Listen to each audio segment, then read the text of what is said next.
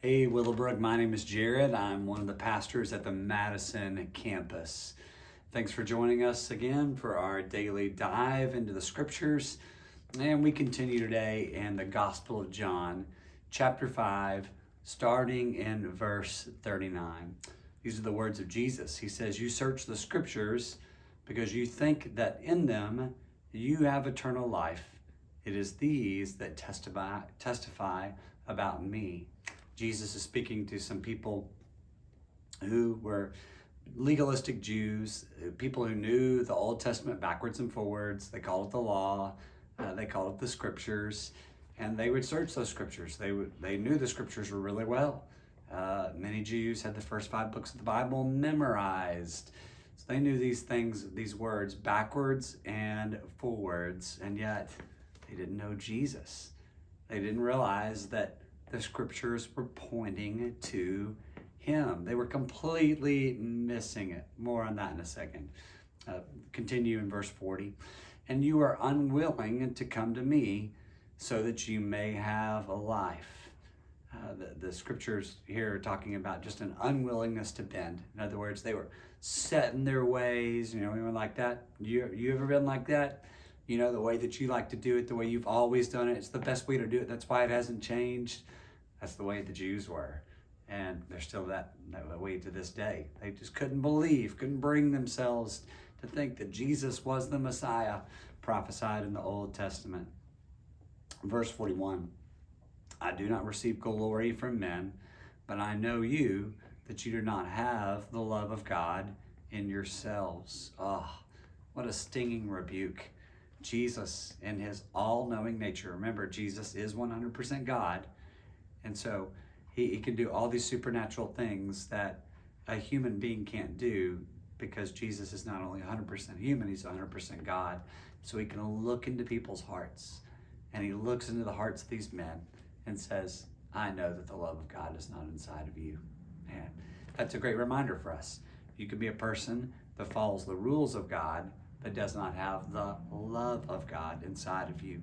And if we don't have the love of God inside of us, we're completely missing it.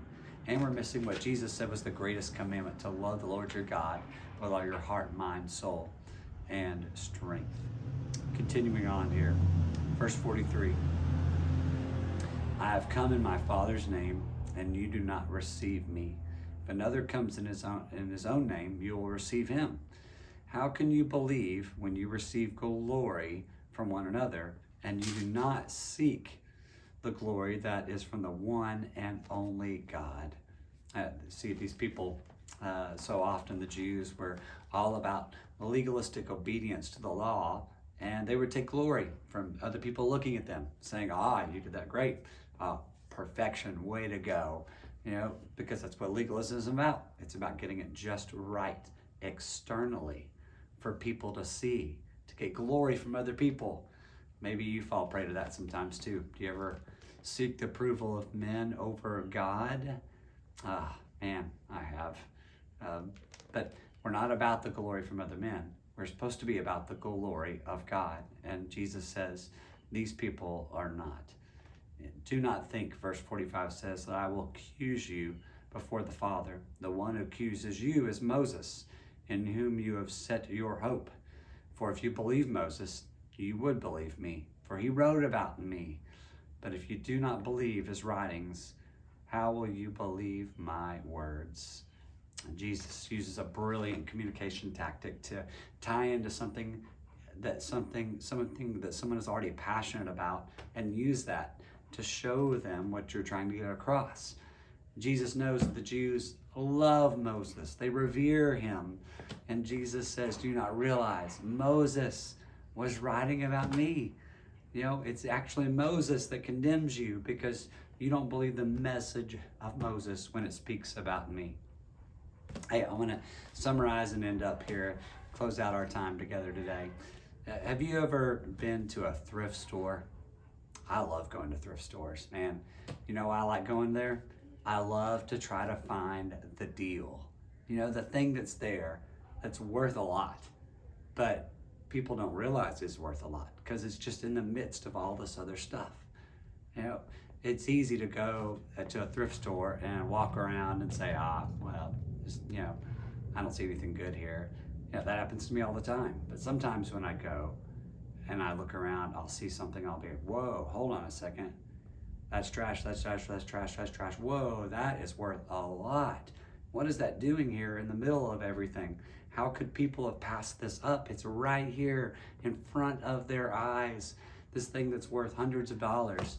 And every now and then I'll pick that up and I'll be able to buy it cheap and then, either keep it or sell it for a whole lot more, because I was able to see what was of value in the midst of other things that people were missing. Well, that's what the Jews were doing here. They were missing the point. They were missing the value of Jesus, even though he was right in front of their eyes. Don't let that happen to you. Man, don't live life like Jesus isn't the most precious treasure that he is. Don't live life for yourself when living life for Jesus is all that matters. He and the love of him is of infinite worth in your life. Don't be like the Pharisees. Realize that it's all about Jesus. Hope you have a great day.